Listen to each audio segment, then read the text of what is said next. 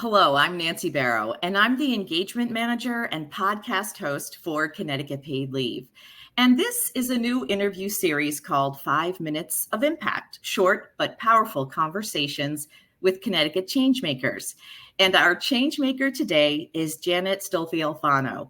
She is the Chief Executive Officer of the Diaper Bank of Connecticut. And welcome to 5 Minutes of Impact, Janet. Thank you so much. Thanks for having me. Really appreciate it. So happy to have you here with us today. So can you please tell me a little bit about the Diaper Bank of Connecticut and what you do and who are the people that you help? Sure. So the Diaper Bank of Connecticut is a nonprofit organization that was founded in 2004 in order to help families meet their basic needs, which of course, including diapers for infants and toddlers, as well as period supplies, incontinence products for youth and adults, really the basic health needs across the lifespan. We are hitting our 20th year this year, which is really exciting, but more importantly, we know that this need still exists. And we partner across the state of Connecticut with community-based organizations that are serving low-income families, particularly those with infants and toddlers, in order to provide those needed supplies of diapers for families who need them. We know that these are items that are needed for the health and well-being of babies, for children to attend childcare, for the economic stability and mobility of the family, and a host of other reasons. Something so small could really have such a tremendous impact on the health and well-being of a family. And everything is expensive. That's right. That's right. Everything is expensive. It is. Is there a certain project that you're working on that you're really proud of? Yeah, that's a great question. There really are a lot of different areas where we know that we have tremendous impact and that this means so much to families. Really, that's truly what we hear. Our core program, of course, is getting diapers to infants and toddlers. And we have been working on period supplies that has been really elevated and in the news recently. And we were awarded the Department of Public Health contract to provide period supplies in schools. And so we're really excited and proud of that. And of course, that goes along with our continuous work to make sure that infants and toddlers have the diaper supplies that they need. That's so good. How can people watching this interview get in touch with you at the Diaper Bank of Connecticut?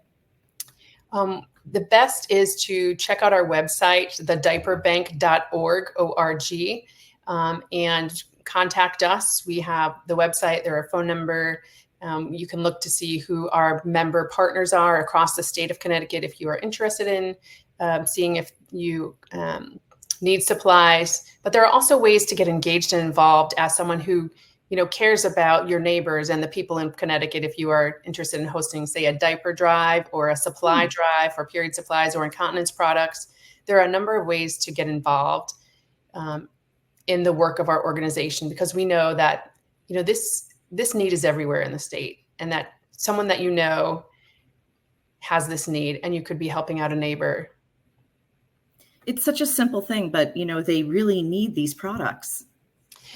It's such a simple thing, and that snowballing effect. We talked about the economic impacts of not being able to go to childcare. There was a study in 2013 by some researchers around how this impacts the health and well-being of moms as well, that not being able to provide a diaper for your child actually has a high correlation between maternal stress and depression. So we know that it's not only impacting the health and well-being of babies, but the parents and caregivers as well. So that something so small could really profoundly impact a family. Yeah, it's amazing. What are some of your future goals and priorities at the Diaper Bank of Connecticut? We want to increase access to these products for infants and toddlers. And one way we think about doing that is by ensuring that there's public support, public legislation around that. And we would love to find a way for diapers for infants and toddlers to be covered to some degree under Medicaid. That currently is not the case for infants and toddlers. So we've been working at the state and federal level to figure out a way to go ahead and do that. There have been some states in the news recently that have had some success in doing this, including Tennessee and Delaware. And we hope that Connecticut will follow the lead. this is really important, and the impacts certainly are magnified by providing this one simple thing. And just a quick note, is there one final thought that you would like the viewers to take away from this conversation? That you can make a difference. This is going to air during Diaper Need Awareness Week.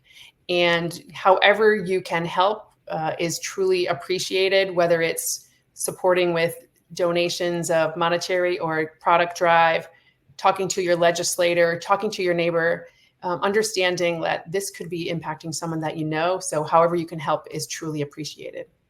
I want to thank my guest, Janet Stolfi Alfano, the Chief Executive Officer of the Diaper Bank of Connecticut. Thank you so much for all the information, and thanks for being a Connecticut Changemaker. Thank you so much for having me and for highlighting this work. I'm Nancy Barrow, and for a deeper dive into Connecticut paid leave, please listen to the Paid Leave podcast on our website at ctpaidleave.org.